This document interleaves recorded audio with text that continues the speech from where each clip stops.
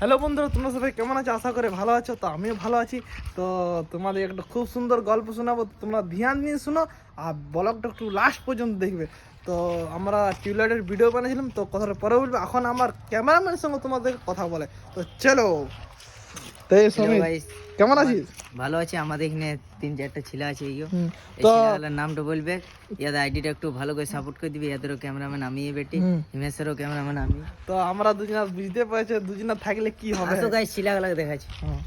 বিবেক কেমন আছিস? একদম পুরো ভালো আছে। আমাকেও সাপোর্ট করে দাও। আমার আইডি নাম হচ্ছে এমআর বিবেক। তো একটু যেভাবে আমাকে সাপোর্ট করে, যেভাবে বিবেককে সাপোর্ট করো। চলো, কেমন আছিস রে? ভালো আছে হিমেশ দা। তো তোর আইডির নামটা বললে একটু। আমার আইডির নাম হচ্ছে রানী ওয়াইফ। তো একটু ঝাড়ে সাপোর্ট করবে, হেভি হেভি ভিডিও বানায়।